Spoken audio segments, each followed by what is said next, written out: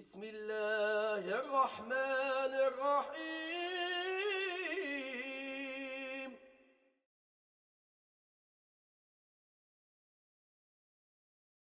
Zaytuna College is really a kind of pilot project that, if successful, I believe will have a very, very important effect upon the rest of the Islamic world, as well as the education of Muslims here in America and Canada and perhaps in Europe. In the traditional Islamic educational system, all education was related to the Islamic worldview, all education. Subjects from astronomy to grammar, from poetics and ethics to medicine and everything in between, were within a Weltanschauung worldview which was Islamic. It was not only tafsir, Quran and hadith and fiqh, that is purely religious subjects that we look upon the word religious today that were Islamic, but the whole of the Islamic educational system.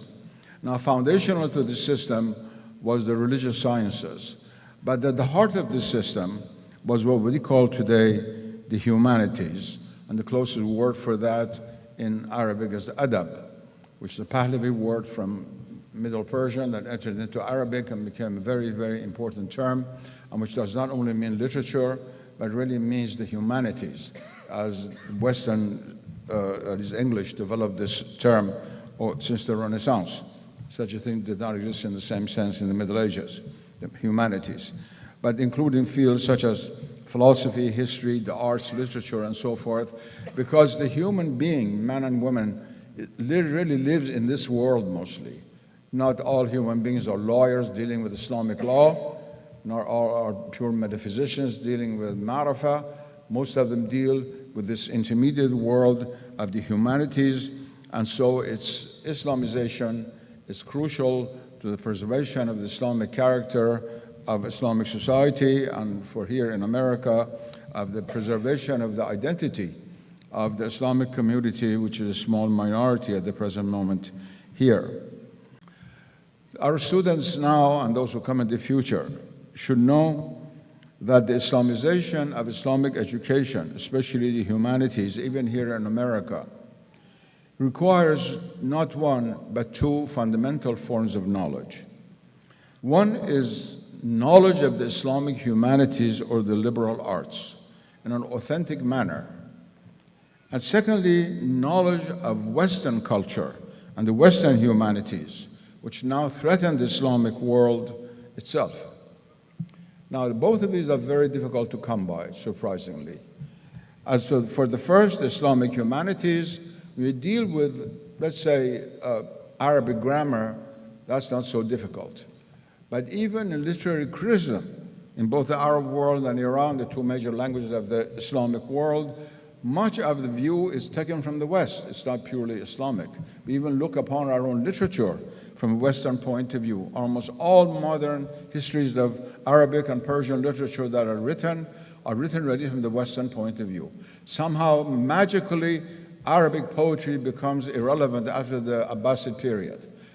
I don't know what the Arabs were doing the next 700 years, having so many wonderful poets, but they're not considered to be significant.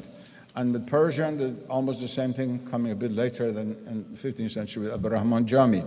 You have this way that even the humanities, as taught in American or Islamic universities, even within the Islamic world, are not really taught from the Islamic point of view. And the same could be said for psychology, for philosophy, for even history. And so we have actually not a small task, we have a very big task of to learn our own humanities tradition from our own point of view. And believe you me, that's a very difficult task. The Islamic world has been very lazy intellectually in this field. I wrote about these matters 50 years ago, and I'm very sad that now that there's a crisis within my own country in Iran, and talk about Islamization of the humanities, of adab, they have to call me to write something for them again. I wrote something like that 50 years ago, and it's very sad that we have not really done what we should have done half a century ago, when the confrontation with the West became imminent and evident to many Muslim intellectuals that woke up from the blindness of the early 20th century and the 19th century among the modernized classes. The second type of knowledge, the knowledge of the Western culture and Western humanities, seems to be easier, but it's in a sense even more difficult because the Western humanities are facing a major crisis within themselves, and the diversity of opinions and views as to the meaning of Western humanities proliferates remarkably. And it's not easy to have just one view of the Western humanities. France, which had been at the forefront of the philosophy of the humanities in Europe after the Second World War, has produced so many different philosophies, now ending up with deconstructionism, which tries to deconstruct literary texts and in fact destroy any absolute meaning, not only in sacred scripture, but also in human literature. These are not so easy to master because they are so salient and flowing, and they have no permanence. Thank God for that, because they're all false. But nevertheless, we have to master them. And to be able to master them also in such a way as not to be duped by them is one of the great challenges of the graduates of this college and every other Muslim who's trying to study the humanities in the West. Because one of the first things that is done usually for the PhD program, even in the best Western universities, is to whitewash the background from which the subject is taught in such a way that you think it's objective, but actually is to remove the views that might exist in the mind of students as to the meaning of the humanities, other than that what is being taught in the different colleges. There's a very major crisis in the humanities in the United States, besides the fact that, as you know, as soon as there's an economic shortage, the budget of the Department of Mechanical Engineering is not cut. The first thing that is cut is the humanities. The humanities are the orphan child of Western universities. And it's very interesting, the Islamic world, all the ups and downs economically that went over the centuries, this was never the case. You do not have one case in which this type of teaching was excluded because the government was poor. You have never had even one case in 1400 years of Islamic history. Now, with these comments in mind, I want to turn really to the graduate class specifically. Usually in commencement addresses, whoever's lecturing or talking tries to address the graduate students and give them some advice for life and so forth. Of course, those general advices for life are wonderful, but I want to be a bit more specific, because we're dealing actually with a unique institution, the first of its kind in North America, and it's wonderful to see all the efforts put through by Sheikh Hamza Yusuf and others, and now we see the first fruit of it. And inshallah, it will be not the last, but the first of many, many wonderful graduate classes to come.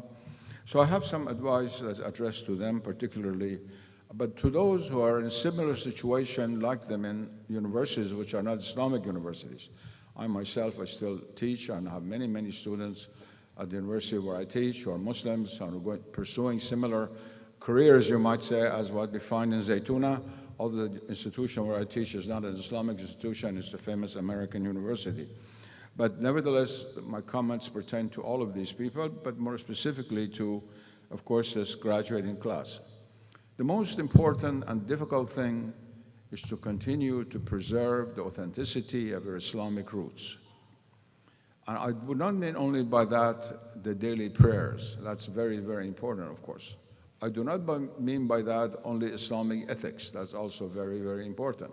But I mean by that also to preserve a mental ambience which is Islamic, in which the realities of Islam can be breathed, which is not alien to the Islamic worldview. Be a part of American Muslim history. This Ramadan, support the students and support the college with your donations during this blessed month.